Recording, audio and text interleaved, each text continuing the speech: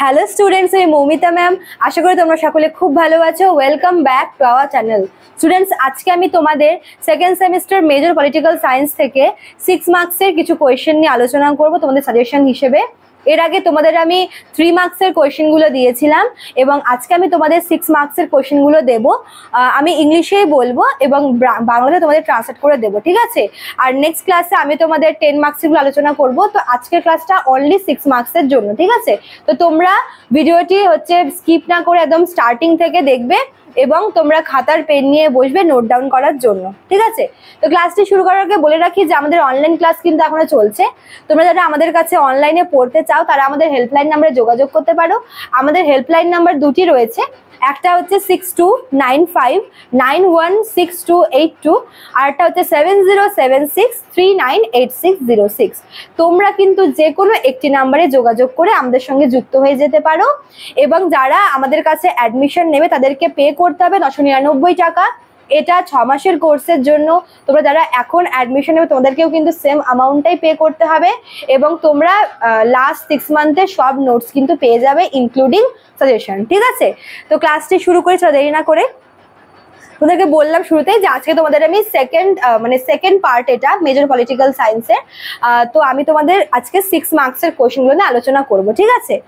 তো সবার প্রথমে তোমাদের রয়েছে fundamental duties of Indian citizens, অর্থাৎ আমাদের ভারতীয় নাগরিকদের যে মৌলিক কর্তব্যগুলি রয়েছে, ফান্ডামেন্টাল ডিউটিস যেটাকে বলে, তো সেই মৌলিক কর্তব্যগুলি আলোচনা করো, ঠিক আছে?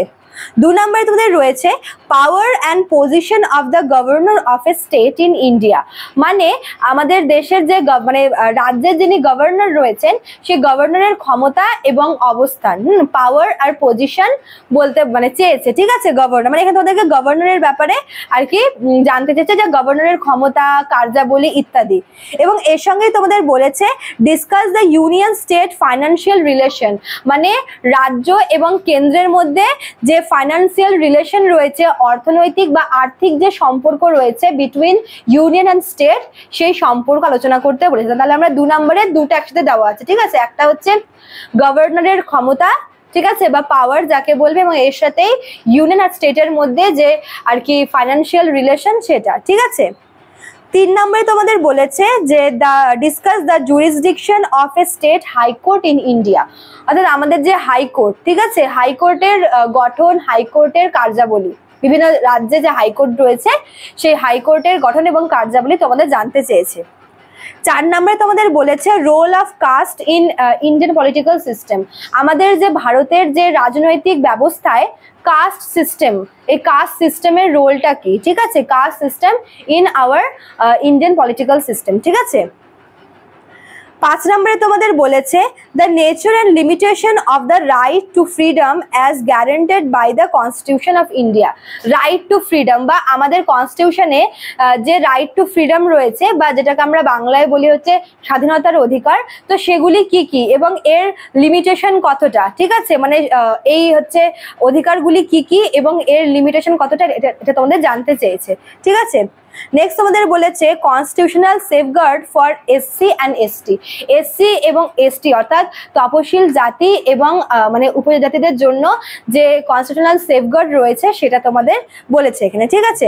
নেক্সট তোমাদের বলেছে discuss the objects of the constituent assembly, অর্থাৎ আমাদের যে সংবিধান সভা বা কনস্টিটিউয়েন্ট অ্যাসেম্বলি রয়েছে এর যে বিভিন্ন উদ্দেশ্যগুলি, অবজেক্টিভগুলি, সেগুলো তোমাদের এখানে বলেছে, ঠিক আছে? নেক্সট তোমাদের বলেছে power and position of the chief minister of an Indian state, অর্থাৎ ভারতের একটি রাজ্যের মুখ্যমন্ত্রীর ক্ষমতা এবং কার্যাবলী। আগে তোমাদের ছিল গভর্নরের ক্ষমতার কার্যাবলী, এটা তোমাদের হচ্ছে সিএম বা চিফ মিনিস্টারের ক্ষমতা এবং কার্যাবলী, ঠিক আছে? নেক্সট আমাদের রয়েছে financial relationship between Lok Sabha and Rajya Sabha. আগেরটা কি ছিল? Financial relation between union and state, রাজ্য এবং কেন্দ্রের মধ্যে আর্থিক সম্পর্ক। এখানে তোমাদের বলেছে আমাদের পার্লামেন্টের যে 2 কক্ষ আছে, একটা হচ্ছে রাজ্যসভা, একটা হচ্ছে লোকসভা, এই 2 কক্ষের মধ্যে যে ফাইন্যান্সিয়াল রিলেশন রয়েছে সেটা, ঠিক আছে? Financial relation between Lok Sabha and Rajya Sabha.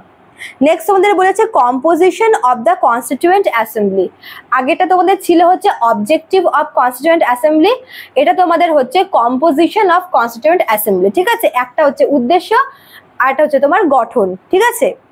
Next তোমাদের বলেছে the fundamental duties of Indian citizen enriched under article 51A of the constitution of India.